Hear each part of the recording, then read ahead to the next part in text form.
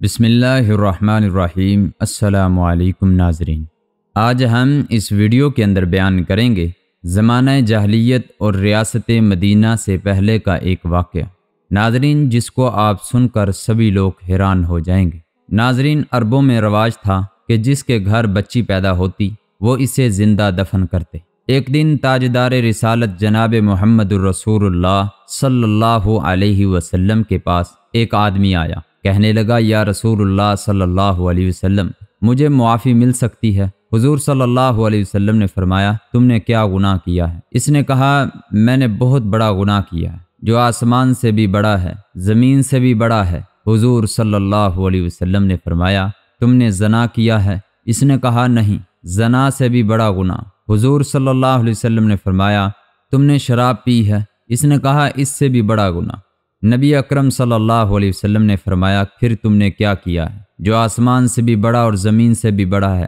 اس نے کہا اے اللہ کے رسول صلی اللہ علیہ وسلم، میں ابو جہل کا پیروکار تھا، ابو جہل کو ماننے والا تھا۔ میرے علاقے میں بھی یہ دستور تھا جب بچی پیدا ہوتی اسے زندہ دفن کر دیا جاتا۔ میرے گھر میں کوئی اولاد نہ تھی۔ 14 سال کے بعد میرے گھر میں ایک بچی پیدا ہوئی تو میری بیوی نے کہا کہ یہ اولاد پہلی ہے، ہم اس کو زندہ دفن نہیں کریں گے۔ حالانکہ حکومت کا اعلان تھا، یعنی ابو جہل کا اعلان تھا کہ بچی پیدا ہو جائے اسے دفن کرو، کہیں بڑی ہو جائے تو اس کو کوئی لینے آ جائے، کوئی ہمارا داماد نہ بن جائے، کوئی ہمارا ناک کاٹنے والا نہ آ جائے۔ لہذا میں نے فیصلہ کیا کہ بچی کو زندہ دفن نہیں کریں گے۔ اس کے بعد 2 سال گزر گئے، 3 سال، 4 سال گزر گئے۔ بچی ہمیں پیاری لگتی تھی۔ جب میں گھر آ جاتا تو میری بچی میرے سینے پر چڑھ جاتی تھی، میری ساری تھکاوٹ دور ہو جاتی تھی۔ ایک دن مکہ کے چوک پر ابو جہل نے میرا گریبان پکڑ لی۔ اس نے کہا تیرے گھر ایک بچی ہے، تو نے اسے زندہ دفن نہیں کیا، آج ہی میری فوج آئے گی اسے زندہ دفن کر دے گی۔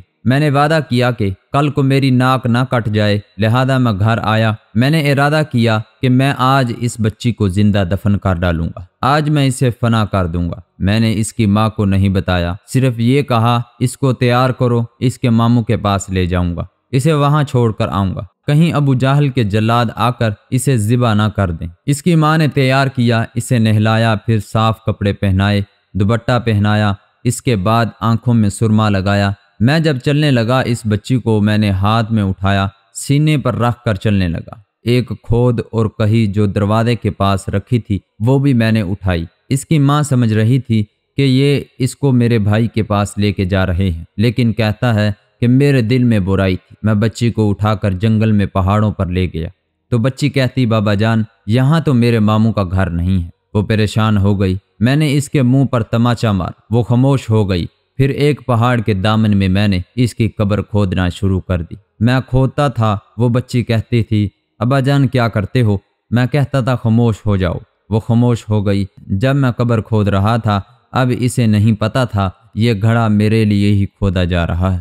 وہ اپنے دوپٹے میں مٹی ڈال کر نکالتی رہی، میرے ساتھ مدد کرتی رہی۔ جب گڑھا بڑا ہو گیا میں نے اس بچی کو اس کے اندر بٹھایا تو بچی رو پڑی کہ ابا جان اگر اسی طرح مجھے دفن کرنا تھا تو مجھے گھر میں بتا دیتے، میں اپنی امی جان سے آخری سلام تو کر کے آ جاتی۔ ناظرین، جب یہاں تک واقعہ پہنچا تو حضور اکرم صلی اللہ علیہ وسلم کے آنکھوں سے آنسو جاری ہو گئے۔ پاس بیٹھے صحابہ کرام بھی رو پڑے۔